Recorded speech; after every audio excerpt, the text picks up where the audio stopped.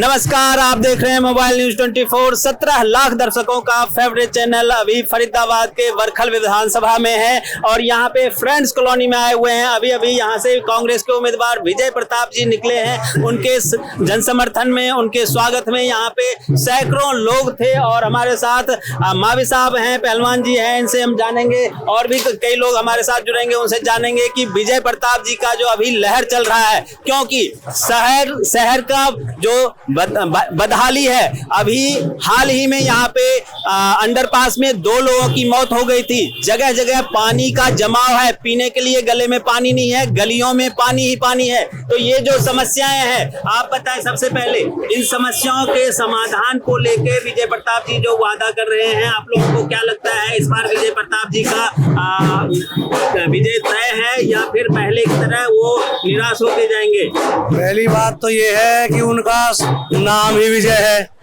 तो पराजय का तो प्रश्न नहीं उठता।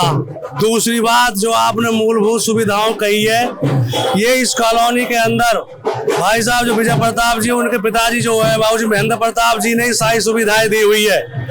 और जो 10 साल में जो बीजेपी का शासन रहा है, जो यहाँ से मंत्री भी है जो श्रीमती रेखा जी, 10 वर्ष में एक दिन भी का 1 घंटे के लिए भी इस कॉलोनी वासियों के लिए कोई दुख में या सुख में, तो खैर छोड़ो, दुख में भी वो बिल्कुल नहीं आई है और सारा स्थिति जो है बहुत खराब हो चुकी है। ने यही देख के उनको बदल के और भ्रमित करने की कोशिश की है, नए लोगों को उम्मीदवार बनाया है। हाँ, नए लोगों को उम्मीदवार बनाया है, पर नया भी इसका भाई है, क्योंकि उसका पाप भी जग जाहिर है।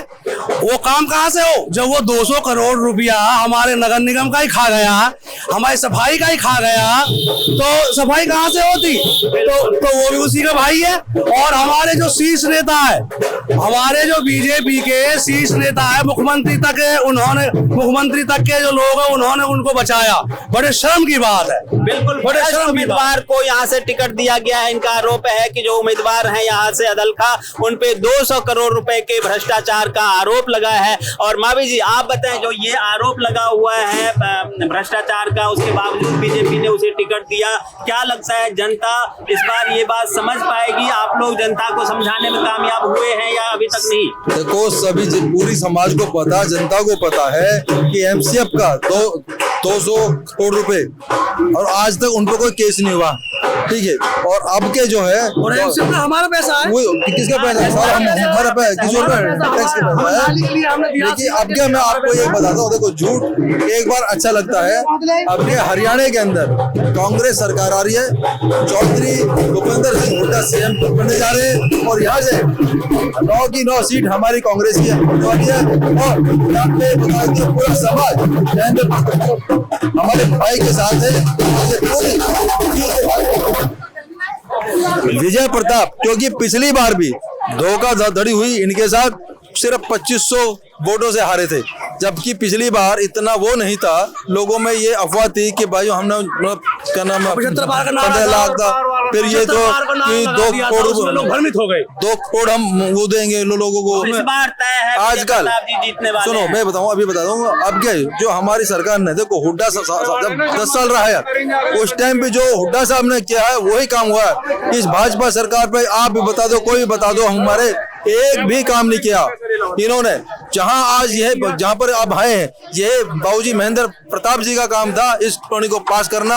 ये जो रोड है, जो रोड है, जी ने बहुत सारे काम किए हैं। इनका अपना यहाँ इनसे पूछो, ये ठीक बताएंगे। मास्टर जी है, ये प्रिंसिपल है और प्रिंसिपल है। तो मैं देख पा रहा हूँ, अभी आधा घंटा पहले भी मैं आया और इस कॉलोनी के बारे में सिर्फ फरीदाबाद नहीं, पूरे देश में लोग जान चुके हैं, क्योंकि 1 सप्ताह पहले यहाँ पे 2 बच्चे जो है वो मर गए। तो आप लोग यहाँ पे रहते हैं, इन समस्याओं को आपने अब तक बीजेपी के लोगों के पास, एमएलए के पास आप लोगों ने नहीं उठाया, कोई समाधान नहीं हुआ या फिर क्या? उठाए तो जब ना, जब कोई सुने, सांसद से लेकर पार्षद तक, एमएलए को बीच में छोड़ दो, कोई सुनने वाला नहीं है। मतलब जो और केंद्रीय मंत्री हैं वो भी यहाँ नहीं आते। यहाँ आज तक कोई भी नहीं आया उनमें से, तीनों में से।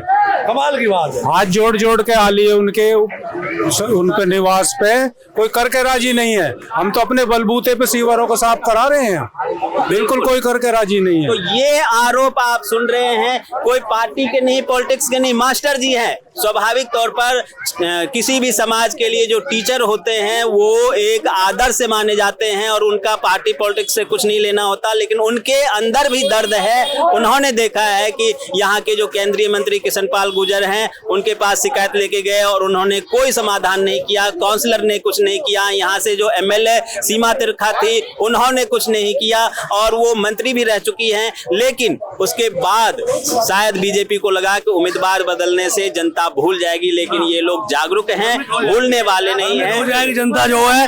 हमारा तो जो यहाँ का जितना पैसा था सारा नगर निगम का वो अकेला व्यक्ति खा गया और सारे खिलाने वाले यही है। ऊपर तक मंत्री है, मुख्यमंत्री तक के जो है व्यवस्था इनकी बनाई गई है। अरे एक बात बताओ, जिस घर का मुखिया ही जब चोरों का साथ दे रहा है, हमारे जो है खट्टर जी वो चोरों का साथ दे रहे, उसको बचाया है और उनके साथी अरेस्ट हो गए, पुलिस ने कर लिया और ये लगभग 6 महीने तक भागा फिरता रहा और इसको बचा लिया गया और टिकट दे दिया इसको। लेकिन जनता इस बात को उसको देगी जवाब।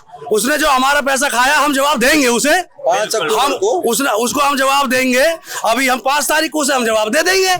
जनता के पास ये अधिकार है कि वोट से वो जवाब दे सकती है, वोट के बल पे जनता जवाब देगी। सबसे बड़ी बात यह है कि वोटिंग प्रतिशत को बढ़ाया जाए, क्योंकि ये लोकतंत्र का सबसे बड़ा त्योहार है। अगर आपने ज्यादा से ज्यादा वोटिंग करने गए और अच्छे उम्मीदवार को अगर आपने वोट दिया तो आपके लिए वो अब विधानसभा में जाके आपके समस्या को रखेंगे और उन समस्याओं का समाधान करेंगे। इसलिए वोट ज्यादा से ज्यादा जरूर दें। आप तमाम दर्शकों को बहुत बहुत धन्यवाद। नमस्कार।